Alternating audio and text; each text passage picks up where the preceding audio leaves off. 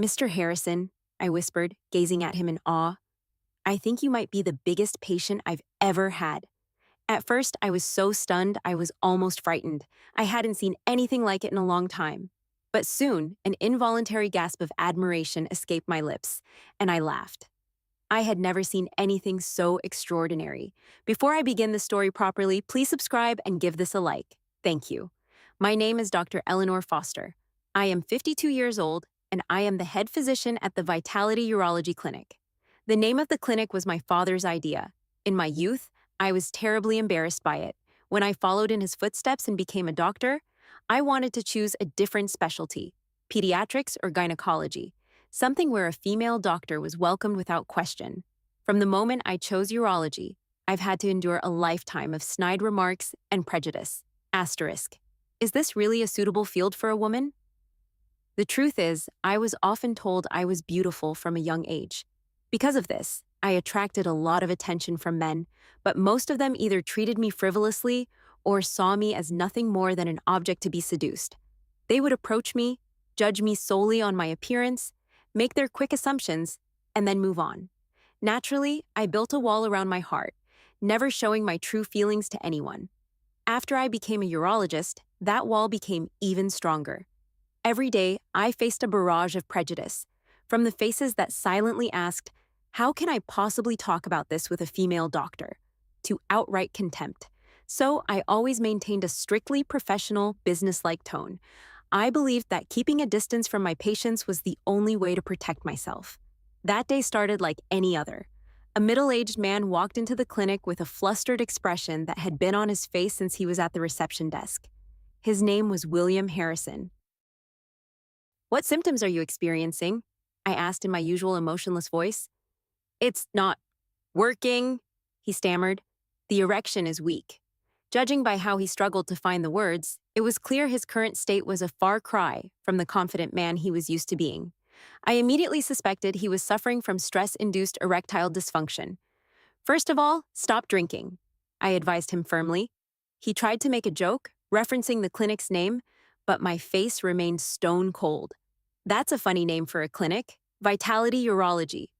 I was tired of the countless frivolous pickup lines from men. Yes, that's what my father named it. And so ended his first appointment. He left the clinic, but I didn't know then that this meeting would be the first crack in my impenetrable wall. The man reappeared at the clinic 2 weeks later. The door opened, and in his hands was a basket of premium fruit. "Doctor, this is for you," he said. The situation was familiar. I'd seen it before. "I'm sorry, but I cannot accept this," I said firmly. My painful past, the reason I acted this way, flashed through my mind. So many men had thought me frivolous simply because I was attractive, trying to win my favor with small gifts or niceties. To me, his gesture was just another attempt at shallow flattery, but he didn't give up. "It's just a thank you for your treatment." It seemed he was determined to break through my defenses at any cost. I was starting to get irritated. "I don't accept gifts from patients," I cut him off, unwilling to continue the conversation. "How are the medications working?" But his answer was unconvincing. "I think it's a little better." In truth, there seemed to be no improvement. Anxiety still lingered in his eyes, as if he was trying to put a positive spin on things. "Have you stopped drinking?" I pressed. "Yes, mostly." Hearing the word asterisk, mostly asterisk, I frowned. His irresponsible attitude toward his own health grated against my professional principles. "Not mostly, completely," I said, looking him straight in the eye. He tried again to chip away at my wall, asking a personal question. "Doctor, how did you get into this field?" "That doesn't matter." It was my defense mechanism. I had no reason or desire to explain my past to him. "Maybe a cup of coffee sometime?" He tried one last time, but I refused decisively. When he left, I was alone again. Suddenly, the expression on his face came back to me. He looked wounded, his pride apparently stung by being dismissed. The feeling lingered with me for a moment, but it was a familiar one. Asterisk, is he just like all the rest? His image stayed in my mind for a moment, but I quickly shook my head. I came to the conclusion that, in the end, all men are the same. And so I once again became the cold doctor, Eleanor Foster. But at our next meeting, something happened that I never could have imagined. Mr. Harrison returned to the clinic a month later. I had asked him to come back in 2 weeks, but he only appeared after a month. What had happened to him in that time? When he walked into my office, he looked completely different. His face was haggard, and his eyes held a look of anxiety and exhaustion. Not a trace remained of his usual confidence. For the first time, looking at him, I felt a pang of concern. "You look terrible," I said, and instead of my usual dry tone, there were genuine notes of concern in my voice. "You've been drinking, haven't you?" I knew it immediately. I could smell the alcohol on him. "A little," he admitted. "How much?" "About 2 bottles of vodka yesterday." Hearing this, I sighed, and in that sigh, I heard something inside me crack. I was angry at him, but even more than that, I felt pity. Asterisk. Why does he have no will to get better? "What are you doing?" I asked, emotion creeping into my voice for the first time. "You came here to get treatment. Why are you only making your condition worse?" The worry for my patient, the frustration, it all came out. I was surprised at my own reaction. "I'm sorry," he said with a look of genuine remorse. In that moment, I realized he was different from other men. Most men never apologized to me. They were always too busy boasting about their attractiveness and abilities, but they never admitted their mistakes. He, however, seemed genuinely sorry. Seeing this without even realizing it, my voice softened. "I understand you have a lot of stress because of your business, but this isn't the way." And then came his unexpected confession. "For my whole life, I've been confident with women, but with you, doctor, it's completely different." I was taken aback for a moment. "And you started drinking because of that?" I asked. For the first time, I felt I was seeing into his soul. "I've seen many like you," I began cautiously, starting to tell him about my own painful past. "Men try to look down on me because I'm a female urologist." Years of accumulated hurt and frustration seeped into my voice. He listened seriously to my story, nodding as if he understood my feelings. "I think I had thoughts like that too," he said. "I'm sorry." His sincere apology made me feel that, finally, a small crack had appeared in the wall around my heart. And for the first time, I smiled at him. "How did you choose this specialty?" he asked. "My father was a urologist. I inherited his practice." That conversation wasn't just a consultation. It was the first step towards seeing each other's wounds, towards starting to understand one another. A month passed. To be honest, I wondered if he would come back. But on the appointed day, he opened the clinic door right on time, and his appearance amazed me. The haggard, exhausted man I had seen a month ago was gone. Standing before me was an energetic, healthy-looking man. His face had color, and instead of arrogance, there was a sense of calm in his eyes. "You look much better," I said, the words slipping out genuinely. "Yes, doctor, I did as you said. I stopped drinking, started exercising. Everything is different." He spoke with humility, not a trace of his former bravado. "I'm glad. Thank you for keeping your promise." I thanked him too. When someone genuinely accepts your advice and works hard for themselves, it brings immense satisfaction and joy. It was the first time I had said thank you to a patient. His efforts and changes were slowly crumbling the wall around my heart. I no longer felt he was looking at me as just something to be conquered. "Doctor," he asked, his tone serious, "what do you think my main problem is?" His question made me think for a moment.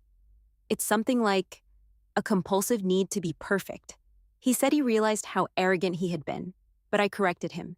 It wasn't arrogance, it was anxiety. The pressure of always needing to appear strong. That turns into stress.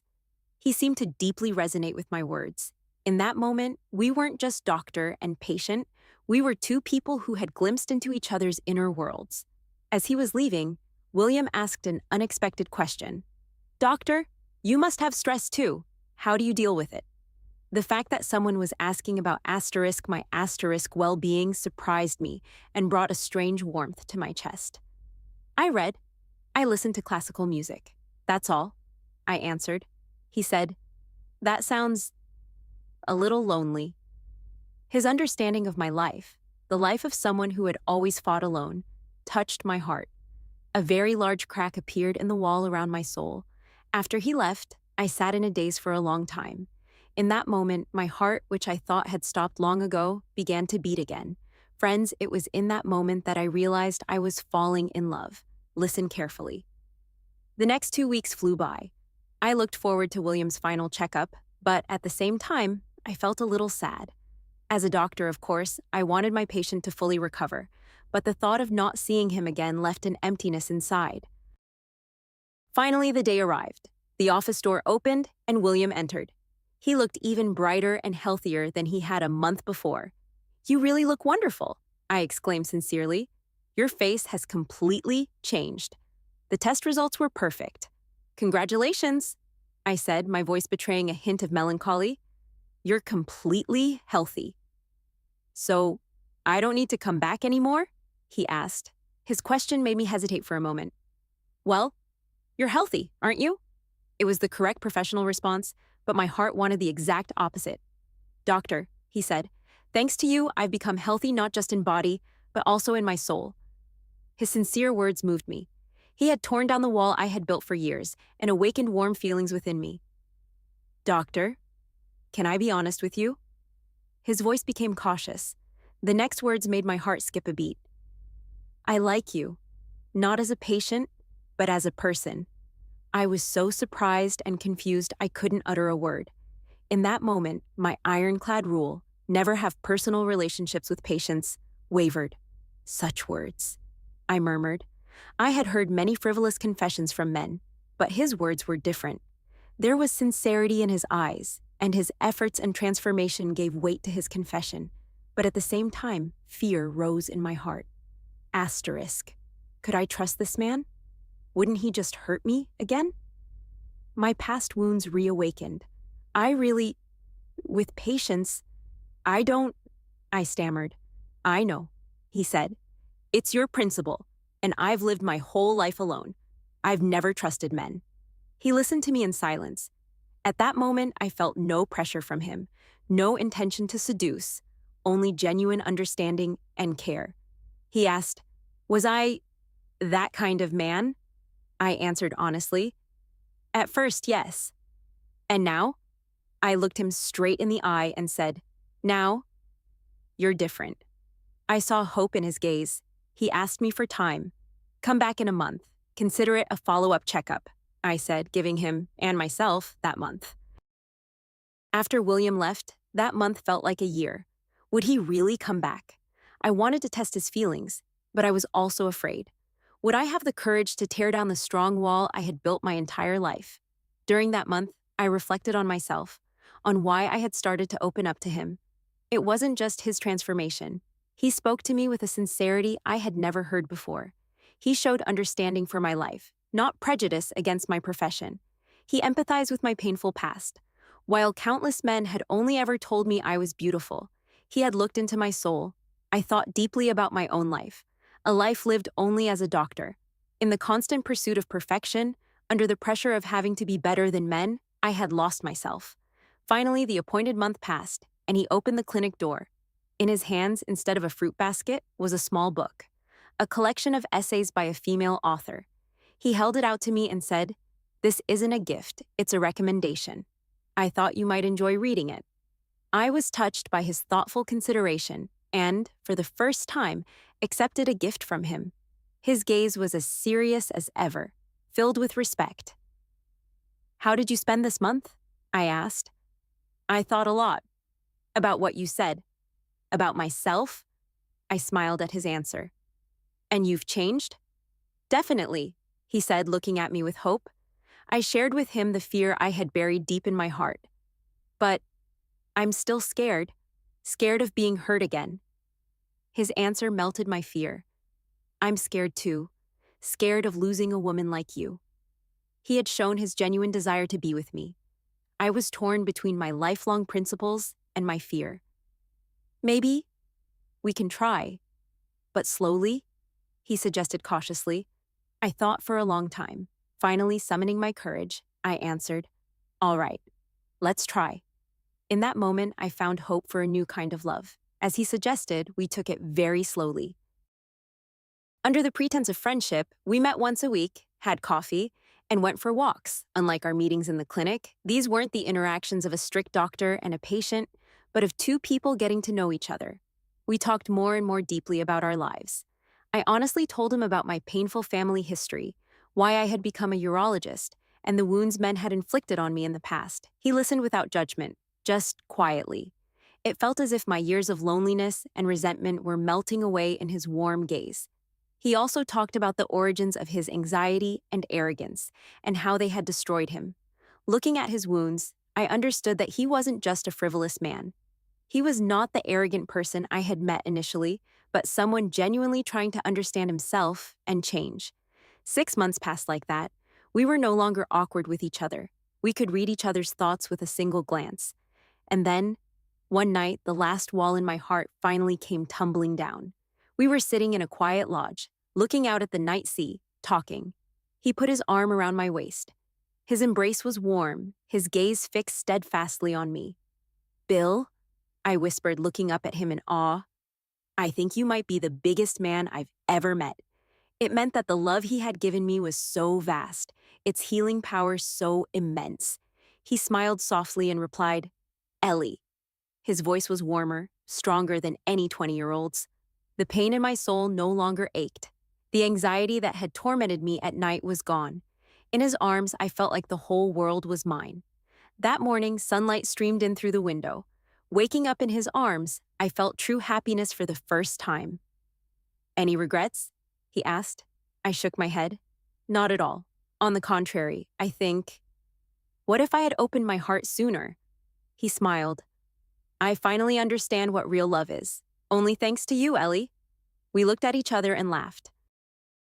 It was a love that began in maturity, but it was deeper and stronger. It was a love in which we had truly come to know each other and healed each other's wounds. Our story didn't end there. There was one final chapter, announcing the completion of our real love and the beginning of a new life. We spent another year together. Bill became my most reliable support. He continued to run his company, but he was no longer obsessed with work like before. He understood me, respected my life. Because of him, I was able to shed the stigma of being a female urologist and approach my patients with more warmth. "Doctor, you're much friendlier than you used to be," patients often told me. I would smile and reply, "I've met someone reliable." Patients would smile too, sensing the change in me. One evening over dinner, I asked him, "When are we getting married?" He answered without hesitation, "Whenever you want."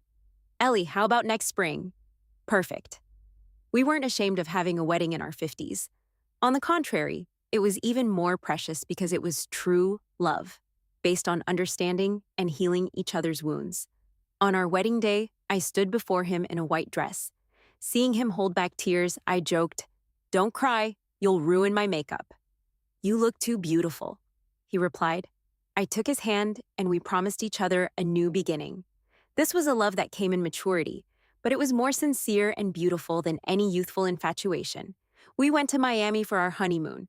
Sitting in a quiet lodge by the night sea, I understood what true happiness was. "I'm happy," I said from the bottom of my heart.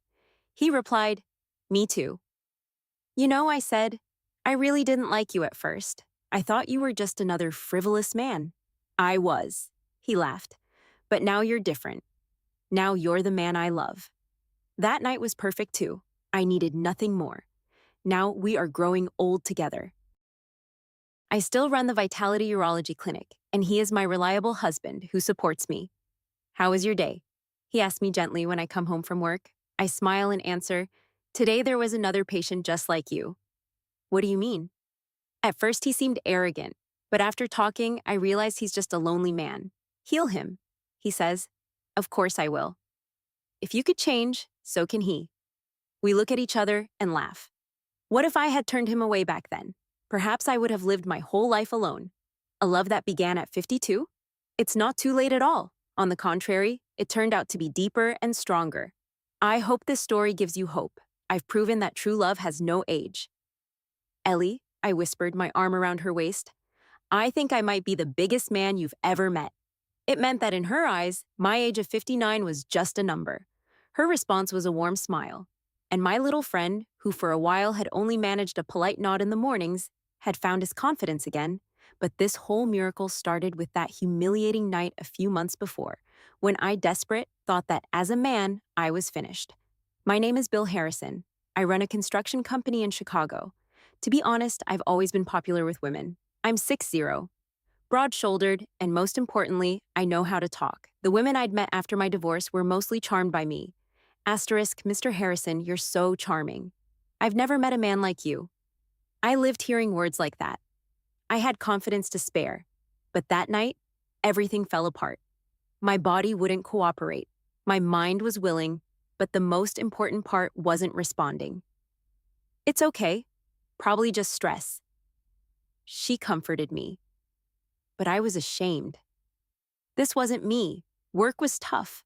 The construction business was going through a rough patch. I was stressed every day, sleeping poorly, drinking more. But I never expected something like this to happen. The next morning was the same. In the past, he would be ready to go in the mornings. Now, my little friend was just politely greeting the day. I looked in the mirror and saw an old man.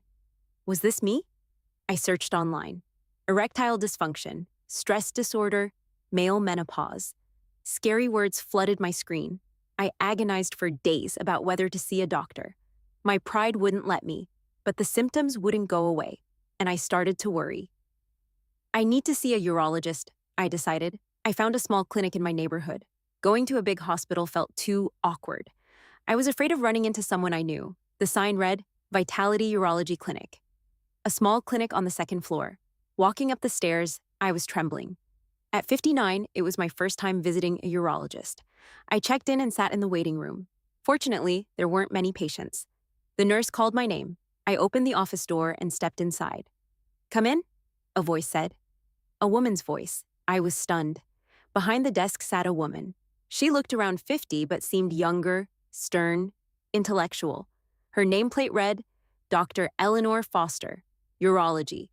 I was confused. It was hard enough to talk about this with a male doctor, but a woman, and a rather beautiful woman at that.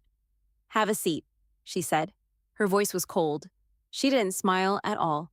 My usual charm, which I effortlessly displayed in front of women, vanished. What symptoms are you experiencing? She asked, still looking at her computer screen, barely glancing at me. I was talking to a machine. Come on, be specific, she prompted, her tone icy. No emotion. Normally, I would have started with a joke. Asterisk, how can I talk about this in front of such a beautiful woman? But those words wouldn't come. It's not working, I finally stammered. My face burned. Erection is weak. How long? About a month. How's your stress level? Work is a little heavy. The questions and answers were mechanical. She still only looked at her monitor. She barely glanced at me. Morning erection? No. Smoking? Alcohol? Don't smoke. Drink? About half a bottle of vodka a day. She finally looked at me, but her gaze was cold. First of all, stop drinking, she said firmly. But doctor, I tried to protest. She raised a hand to cut me off. Come over to the examination table. The word asterisk examination asterisk made me uneasy. What kind of examination? Prostate exam. Only then did the reality hit me. A female doctor was going to touch asterisk there asterisk. Is that really necessary? I hesitated. I couldn't have imagined being in this situation. For an accurate diagnosis, yes, she said, not missing a beat. But we'll do a blood test first. We can decide about the exam afterward. I felt a wave of relief. After the blood test, I went back into her office. Throughout the entire process, she hadn't smiled once. Completely businesslike.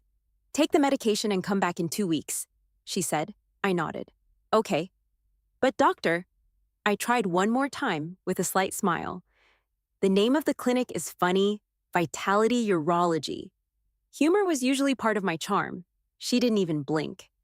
Yes, that's what my father named it. That was the end of the conversation. I had never felt so helpless in front of a woman in my life. My humor had failed. As I was leaving, the receptionist at the desk said, "The director is always like that. She keeps a clear distance from patients. A lot of people misunderstand her because she's a female urologist. She has to be careful." Then I understood. There must have been many men like me, but I still felt humiliated. My pride was stung that my charm hadn't worked. Driving home, I thought, asterisk next time. I need a different approach. But I didn't know then just how thick the wall she had built around herself was, and that to break it down, I would have to completely change myself. I started taking the medication, but things didn't get better. If anything, I got more nervous. I couldn't focus at work. I kept thinking about that cold woman doctor. "Mr. Harrison, are you okay?" my secretary asked with concern. Yeah, I'm fine," I said, but nothing was fine. My pride was wounded. Normally, I would have charmed a woman by now, but this time was different. Dr. Foster was completely immune to my charm. 2 weeks later, I went back to the clinic. This time, I changed tactics. I brought a basket of premium fruit. This usually worked with women. "Doctor, this is for you," I said, holding it out. "I'm sorry, I can't accept that," she said, unmoved. "It's just a thank you for the treatment." "I don't accept gifts from patients." A real wall. "How are the medications working?" she asked, back to her businesslike tone. "Seems a little better," I lied. In truth, it wasn't better. I was even more stressed. "Have you stopped drinking?" "Yes, mostly." Another lie. I was drinking more. She looked at me directly. Her gaze was piercing. "Not mostly, completely." "Understood. Are you exercising?" "Work keeps me busy." "Find the time. You need regular physical activity." It was an order, no softness. But it was strange. Any other woman, I would have been turned off by now. But this woman was becoming more intriguing. "Doctor?" I asked, venturing a personal question. "How did you get into this profession?" "That doesn't matter." The wall again. "Maybe a cup of coffee sometime?" "I told you, I don't have personal relationships with patients." Rejected again. As I left, I was angry. I had never been so thoroughly ignored in my life. That night, I drank heavily. I met up with friends and complained, "Women these days, they're all so difficult." "Yeah, women were better before," my friends agreed, but it didn't make me feel better. Back home, I couldn't stop thinking about her, about the cold gaze of Dr. Foster. Asterisk, what kind of woman is she? The next morning, my problem was still there. It seemed even worse. The stress was making my health worse. This wasn't working.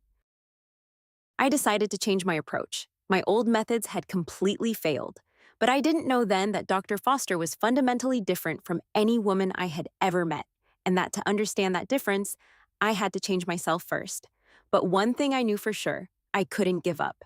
I had met a woman for the first time whose defenses my charm couldn't penetrate, and that made her even more intriguing. By the third week, I was really struggling. Maybe because I hadn't stopped drinking, I felt a heaviness in my lower abdomen, and urination wasn't complete. When I entered the clinic, her first words completely defied my expectations. I must have looked terrible. "You look awful," Dr. Foster said. For the first time, she looked directly at my face. There was concern in her eyes. "Yeah, not great." "You've been drinking, haven't you?" she guessed immediately. "A little." "How much?" "About 2 bottles of vodka, yesterday." She sighed. "Not me, but asterisk her asterisk." "What are you doing?" she asked, emotion breaking into her voice for the first time. "You came here to get treatment. Why are you making yourself worse?" She was angry. "I'm sorry," I said. I genuinely was. "I know you have a lot of work stress, but this isn't the way," she said, her voice softening slightly. "You're right, doctor. I was being irresponsible."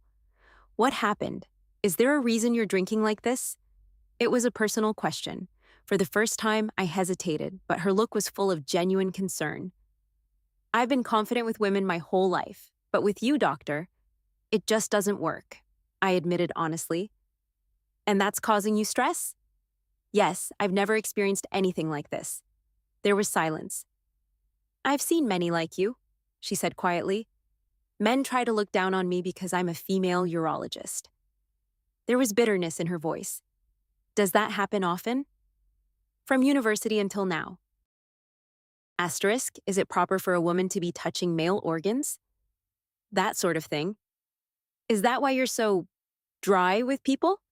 "Yes, otherwise I'd be misunderstood." I felt like I was finally seeing into her soul. "I think I had thoughts like that too. I'm sorry." "Now you're being honest," she said, a slight smile flickering on her lips. Barely there, but a smile. How did you choose this specialty? I asked. My father was a urologist. I inherited his practice. I see. If he had been a male doctor, he would have been accepted without all this prejudice, she said. Then she looked me straight in the eyes. You, patient, should also focus on the treatment and not think about anything else. Yes, I'm sorry. Nothing to apologize for, just get healthy. As I got the prescription that day, I thought about how captive I had been to my own prejudices. She wasn't just a cold woman. She was a professional who had spent her life fighting against prejudice. Stop drinking for real. Promise me, she said as I was leaving. Yes, I promise. And exercise? Yes. That day, I went home and poured out all the alcohol. I joined a gym. But more importantly, I reevaluated my behavior. Asterisk. How arrogant I was. My attitude toward Dr. Foster changed too. I started seeing her not as a woman to be conquered, but as a person worthy of respect. And I thought, maybe this is where the real healing begins. A month passed, I stopped drinking completely and started exercising. I went to the gym 3 times a week at 6 a.m. My body started to change. It was easier to wake up.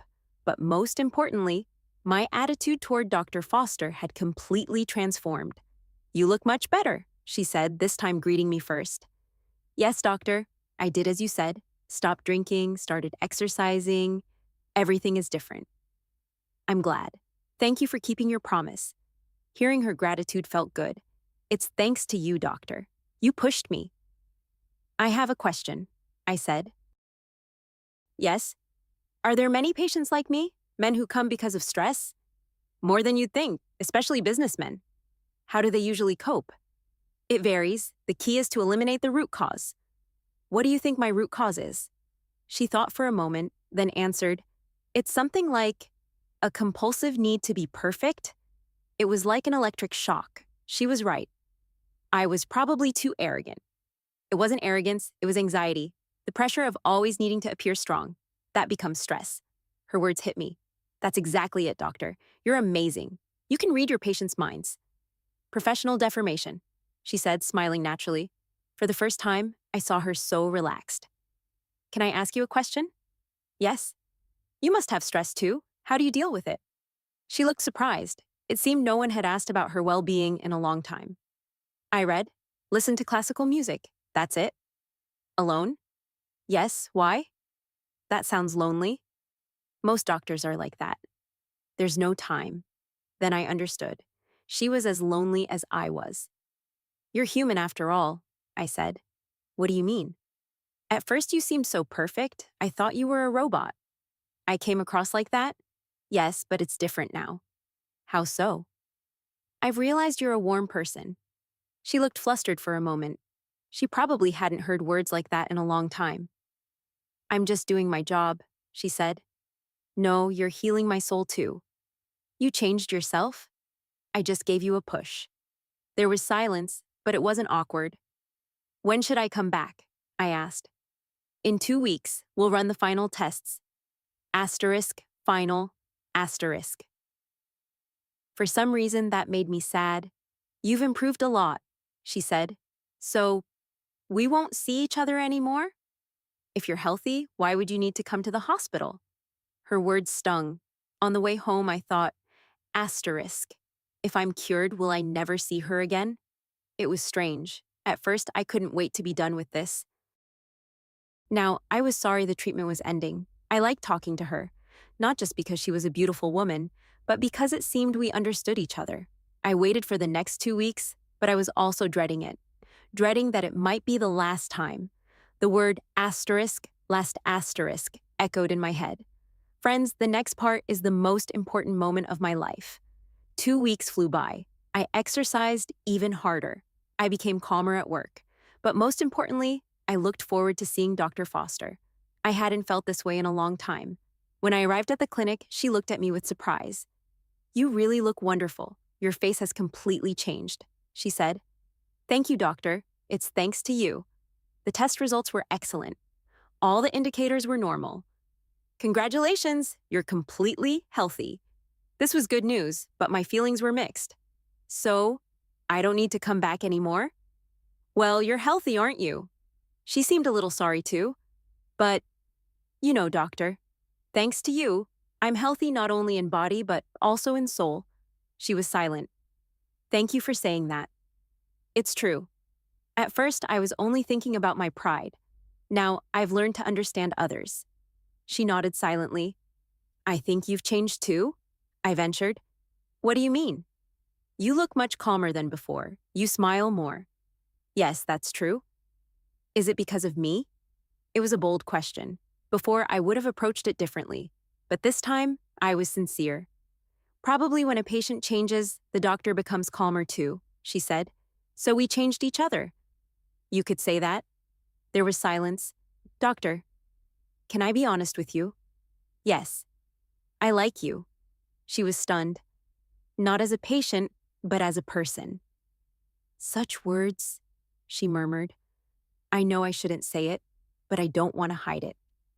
Bill, she said, using my first name for the first time, I don't have relationships with patients. I know, it's your principle.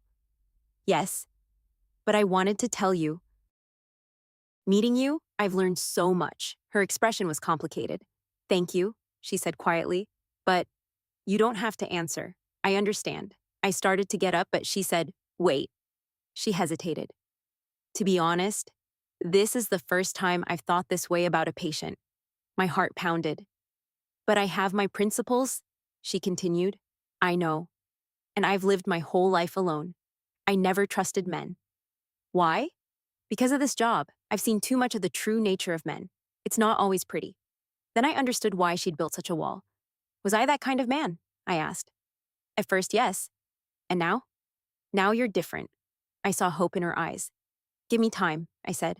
I'll prove that I've really changed. How? I don't know yet, but I don't want to give up. She thought for a long time, then said, come back in a month. Consider it a follow-up appointment. Really? Yes, I'll think about it until then. As I left, my heart was racing. It wasn't a complete rejection. I was given a month. In that month, I had to prove that I had truly changed. And more importantly, I understood why she didn't trust men. Breaking that distrust wouldn't be easy, but it was worth it. I had finally met someone I genuinely wanted to love. Friends, listen carefully. This is the moment that completely changed my life. This is where I make my final confession. I worked incredibly hard that entire month. I exercised even more diligently. I read books, especially about understanding women, to try to understand her soul. At work, I changed my attitude toward my employees, especially the women. Mr. Harrison, you've really changed lately, my secretary said.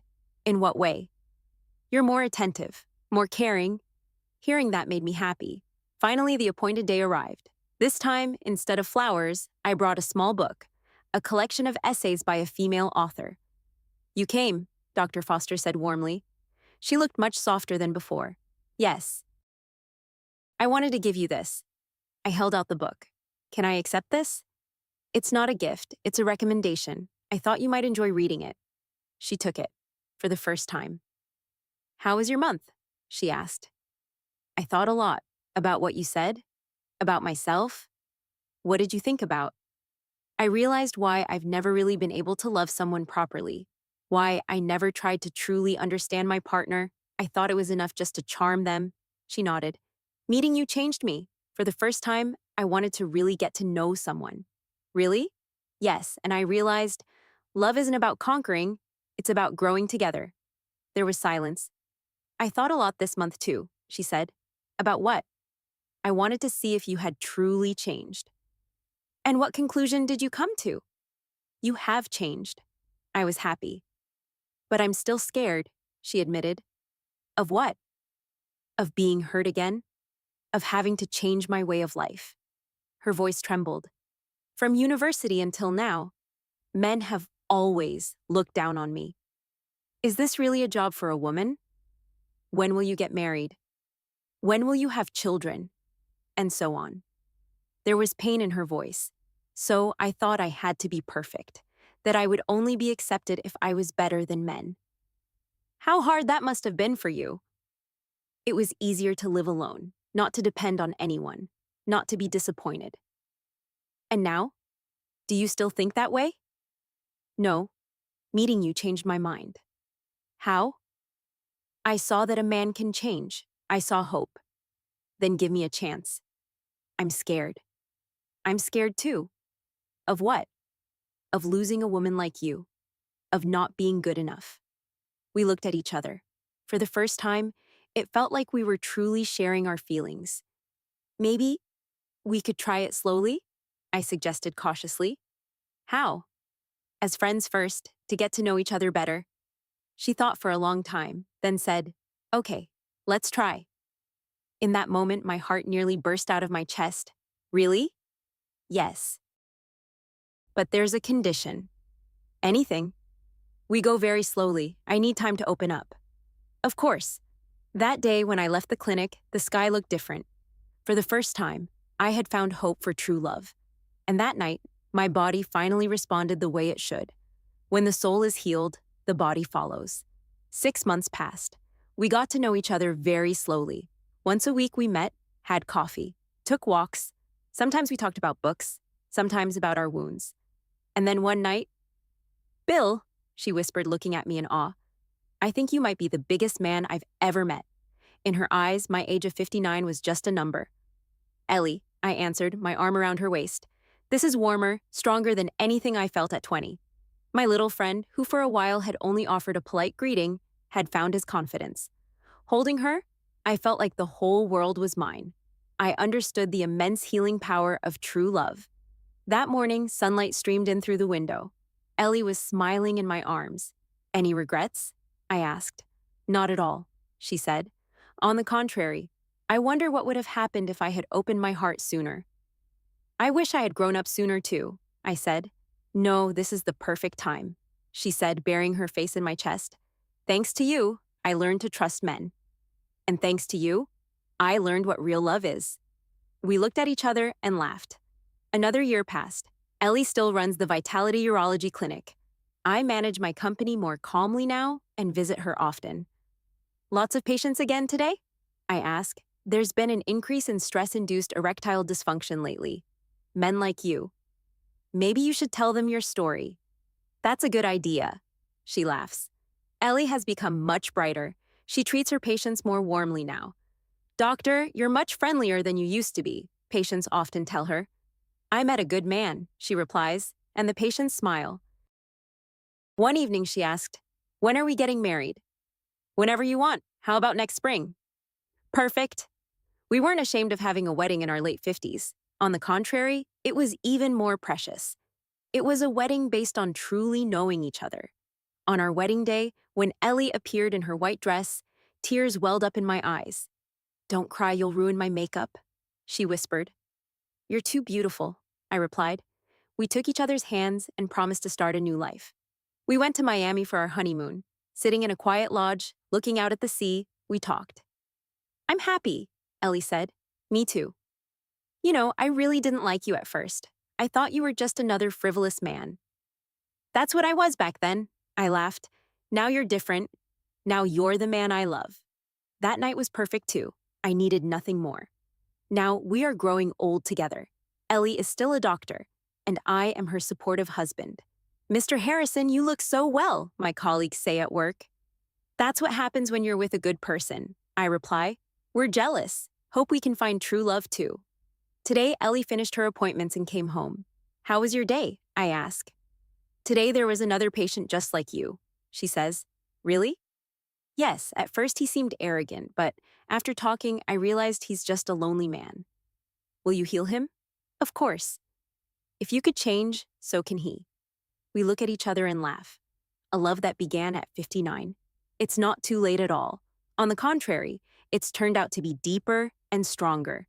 Friends, never give up. I've proven that true love has no age. A new beginning is possible at any moment. Can a woman who spent a year and a half despising a janitor and a security guard say such a thing? But I can't hide it. That night, my whole body trembled. "Hello, my name is Lucy Peterson. I am 57 years old. It took me a long time to decide to tell this story. I'm both ashamed and embarrassed, but at the same time, it was the hottest summer of my life. I lived with my husband, Stephen, for 32 years. We met in college, married at 25, and he was my entire life until I was 57. But in March 2022, he He was diagnosed with pancreatic cancer. After a year and a half of fighting, he passed away. For the last 6 months, I quit my job and cared for him. It was unbearably painful to watch my husband fade away day by day. After he died, I didn't know how to go on. I had some money from insurance, but I had decades of life ahead of me, and I worried about whether it would be enough. But the main problem was the loneliness. Especially at night, looking at the rocking chair where Stephen always sat, my heart would clench and I couldn't breathe. I'd often wake up at dawn, see the empty half of the bed, and be too frightened to fall back asleep. So in June 2023, I decided it was better to get out of the house early in the morning. I got a job as a cleaner in a large residential complex on the outskirts of Chicago. From 4 a.m. to 6 a.m., I mopped the floors in the corridors and stairwells, wiped down the elevators, and cleaned the lobby. I will never forget my first day on the job. It was mid-June, and the weather was already muggy. Even at dawn, it was like a steam room. My whole body was sticky, my clothes clinging to my back. After 2 hours of work, sweat was streaming down my back. My age, 57, was catching up with me. When I was younger, this kind of work would have been nothing, but my body wasn't what it used to be. "That looks tough on you," a voice said. "Take a break here." A man called out to me from the security post. He was tall, broad-shouldered, looked to be around 60. He introduced himself as Andrew Taylor. His voice was low and calm. I stepped into the security booth, where the air conditioner was running. It was so cool it felt like paradise. "Have some ice water," Andrew said, taking a bottle from the small refrigerator. When I took a sip, for some reason, tears welled up in my eyes. I realized it was the first time since Stephen's death that someone had shown me such care. "Thank you." "Thank you so much," I said.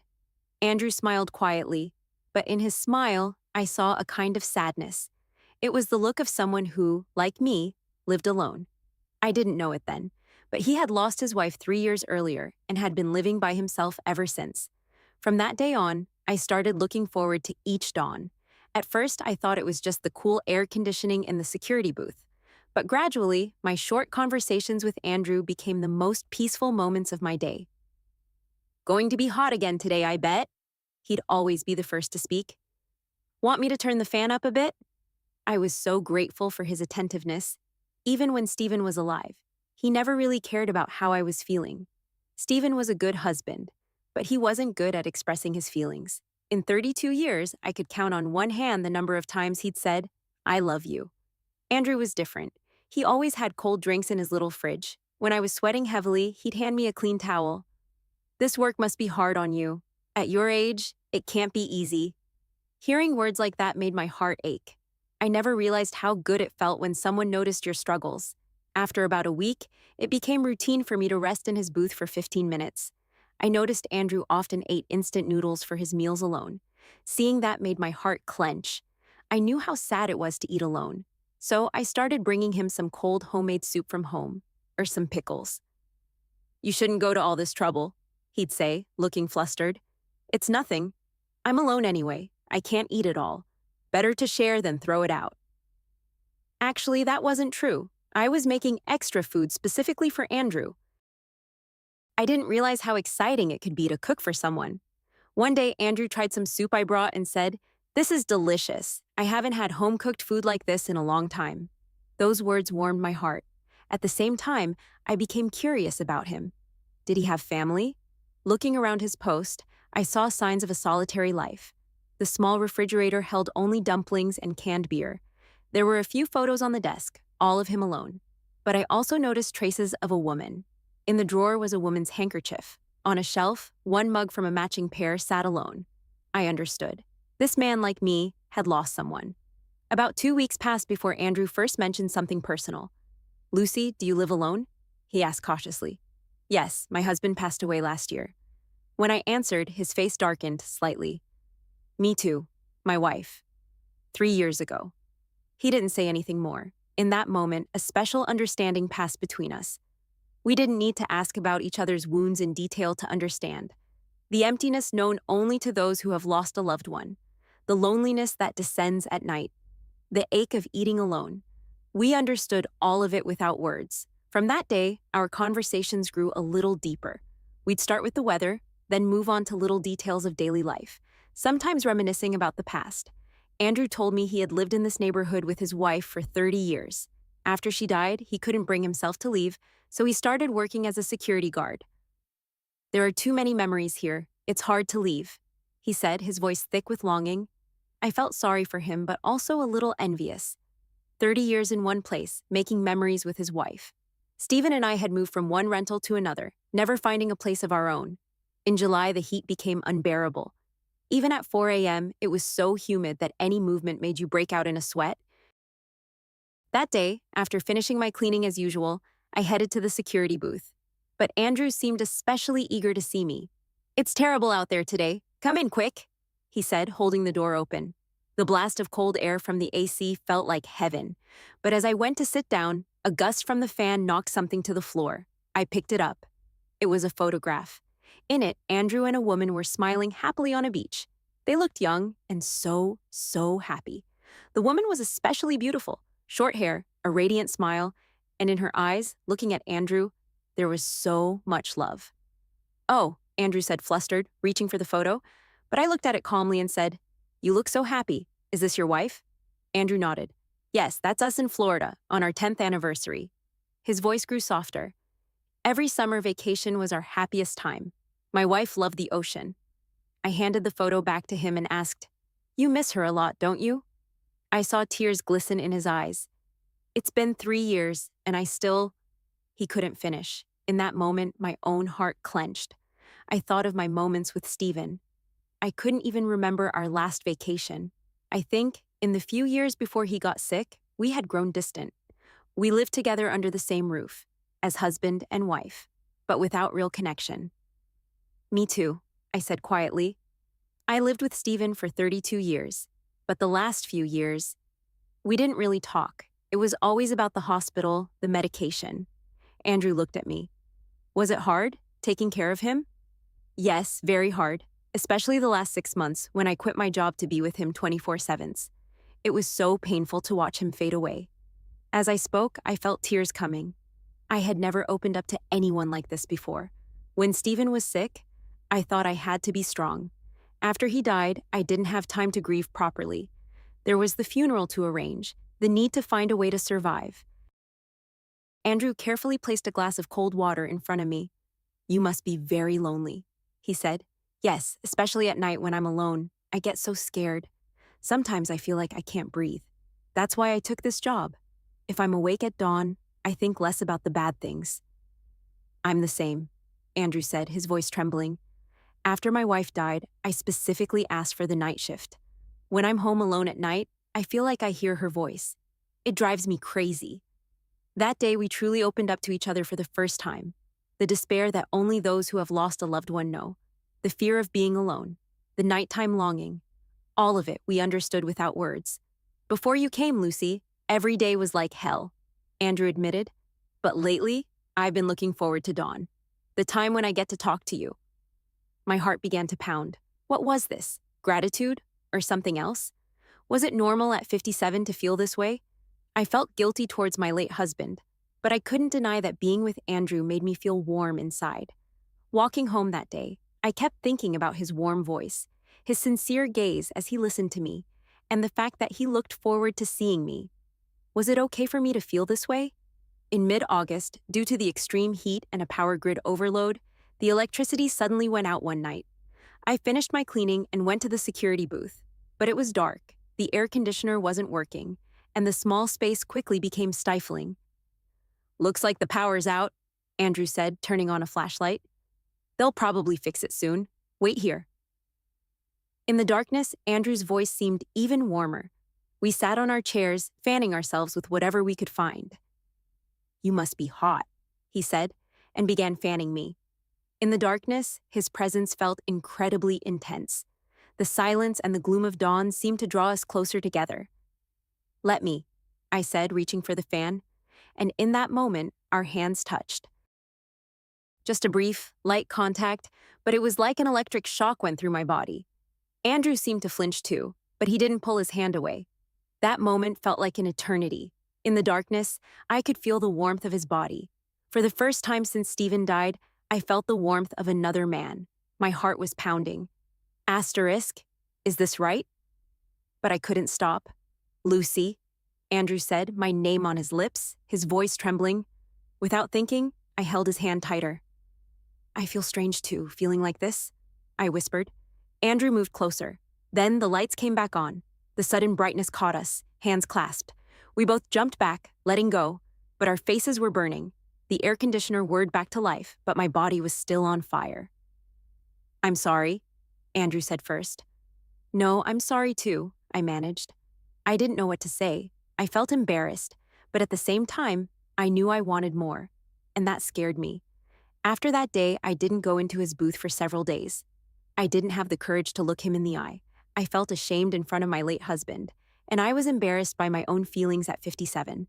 It had only been a year and a half since Stephen died, and my heart was already fluttering for another man.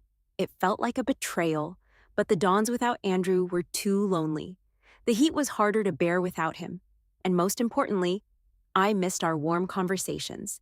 At home, I kept thinking about him, his warm voice, his hand fanning me, that electric moment in the dark. On the fourth morning, Andrew found me. I had finished cleaning and was leaving, and he was waiting for me in the hallway. Lucy, is something wrong? He asked, concern in his voice, and my heart trembled again at his genuine care. No, I stammered.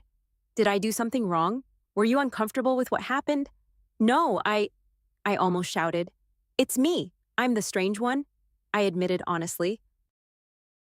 I keep thinking about you, but it feels wrong. Andrew gently took my hand.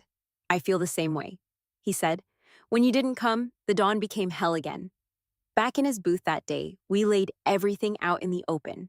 Our attraction to each other, the guilt we felt toward our late spouses, the doubt about whether it was right to start a new love at our age. But we also admitted that we couldn't be without each other. When I'm alone, I'm so scared, I confessed to him, especially at night. It's only when I'm with you that I feel calm. Andrew nodded. Me too. Lucy, you're my only comfort. That evening, Andrew walked me home for the first time. I worry about you going home alone, he said. At my door, he gave me a gentle kiss on the cheek, light as a feather. But my whole body trembled. That night, I couldn't sleep. My cheek, where his lips had touched, was burning. It felt like we had crossed a line, and there was no going back. At the end of August, the relentless heat finally caught up with me. I was cleaning as usual at dawn when I suddenly felt dizzy and broke out in a cold sweat. I managed to get home, but I had a fever and couldn't get out of bed. I didn't go to work for 3 days. My little room didn't have air conditioning, only a fan, but the heat stroke had developed into a bad cold. I thought I was going to die. I barely drank water, ate nothing. My body felt dry and weak. On the third evening, I heard a knock at my door. Lucy, are you okay? It was Andrew's voice. He had gotten my number from the management company and had been calling. When I didn't answer, he came himself. When I opened the door, Andrew was shocked at my appearance. Several days without proper washing, barely any food, I could barely stand. Let me in. I'll take care of you, he said, helping me back to bed. He immediately ran out to the pharmacy and came back with fever reducers, drinks, and even broth. You shouldn't have gone to all this trouble, I apologized weakly. He looked at me firmly. You can't be sick alone in this heat. What would you have done if I hadn't come? As he spoke, he put his hand to my forehead to check my temperature. His touch was so warm. I hadn't felt anyone's care in so long. Andrew wiped my forehead with a cool cloth, fed me broth with a spoon, gave me my medicine. He looked after me like family. Actually, even Stephen hadn't cared for me with this much tenderness when I was sick. He'd just say, "Go see a doctor." Andy, thank you. Really? I said, starting to cry. He looked flustered. Don't cry. I'm here now. His words, "I'm here," were such a comfort that the tears came even harder. That evening, Andrew didn't go home. I can't leave you alone tonight. I'll stay, he said. I felt embarrassed at the thought of spending the night together in my tiny room, but at the same time, I felt safe. During the night, my fever spiked again. Andrew kept wiping my forehead with a cool cloth. At one point, our eyes met. Our breathing quickened. Lucy. His voice trembled. I want you too, Andy, I admitted honestly. Despite my illness, I couldn't hold back my desire any longer. He began to kiss me gently, first my forehead, then my cheek, finally my lips. In 57 years, I had never been kissed like that. Stephen's kisses had always been more of a duty, but Andy's kiss was different. There was longing and tenderness in it, as if he was showing me with his whole body how much he cared for me. His hands began to carefully undress me. "If it hurts, tell me right away," he kept saying, concerned about my comfort. His care made my heart race even more.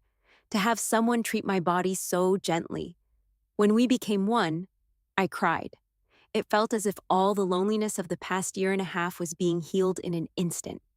Andy was crying too. "Lucy, I love you," he whispered, and my heart felt like it would burst. All that night we held each other, silently, feeling each other's warmth. Sometimes Andy would kiss my forehead, and I would press my ear to his chest, listening to his heart. I couldn't remember the last time I had such a peaceful night. "Any regrets?" he asked softly. "Not at all. On the contrary, I feel like I'm finally starting to live again." My answer seemed to calm him too.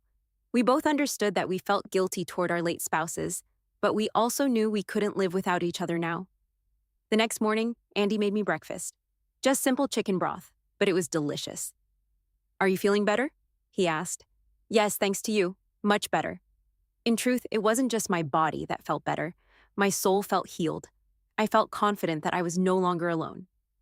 "I'm going to keep taking care of you, Lucy, for the rest of my life," he said. Hearing those words, I started crying again. "I want to be with you too, Andy, forever." In early September, the mornings and evenings started to get a little cooler. After I fully recovered, Andy and I grew closer every day. His security booth became our private space. One morning, after I finished my cleaning and came to see him as usual, Andy was waiting for me with a serious expression.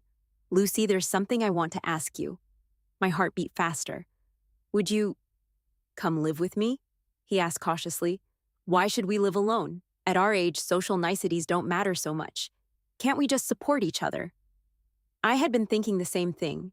The time without Andy was too lonely, but I still worried about what others would think. Was this the right thing to do? "Andy, is this right? What will people say?" I voiced my doubts. He took my hand firmly. "Lucy, how old are we?" 57, 59. We've lived past the age where we need to worry about what other people think. Isn't the most important thing that we're happy? Andy was right. At our age, our own happiness was more important than anyone else's opinion. But there's also the money issue, I said, mentioning the practical side. "I can barely afford my rent." "Don't worry about that. I have my apartment, the one I shared with my wife. But now I want to make new memories there. With you." I felt his sincerity. For him to invite me into the home full of memories of his wife was a serious decision. "Are you sure you'll be okay? Won't you think about her?" "Maybe at first, but I think with you I can start a new life. I can't live in the past forever." Andy's words convinced me. "Okay, let's live together," I answered. He held me tight. A new love at 57. A new living arrangement. I never could have imagined it.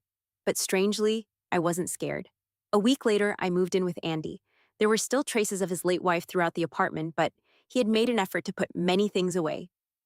"If anything makes you uncomfortable, tell me right away," he kept saying, looking at me with concern. "It's fine. It's a lovely home.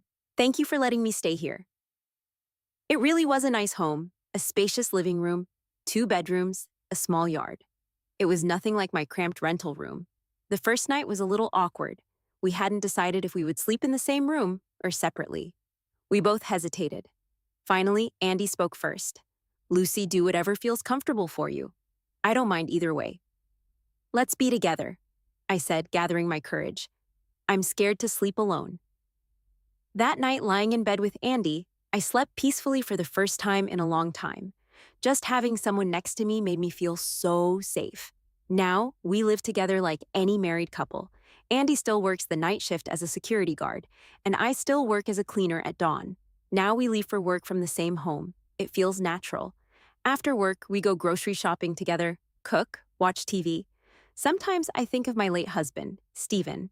I'll say to him in my mind, "I'm sorry, Stephen, but I can't live alone anymore. I'm living with someone else now." After I do that, the feeling of guilt lessens a little. The biggest change is that I laugh again. With Andy, I laugh all the time. It's amazing that you can still feel excitement and happiness at this age. With you, Lucy, I feel like I've started living again. Andy says, and it warms my heart. Among those listening to this story, I'm sure there are many who, like me, are left alone and suffering from loneliness. Especially those who have lost a spouse later in life will understand. Society might look askance at new love at an older age, but I dare to say it, love has no age. Of course, it wasn't an easy decision. The guilt toward my late husband, the opinions of others, the practical problems, there were many doubts. But in the end, I chose my own happiness. Now, being with Andy is the happiest I've been in years. I tell this story to give courage to those who find themselves in a similar situation. Age is truly just a number. What matters is whether we are happy now, whether we care for each other. If you enjoyed these stories of late love blooming in the twilight of life, please subscribe, click the like button in the lower right corner, and turn on notifications. Thank you for watching.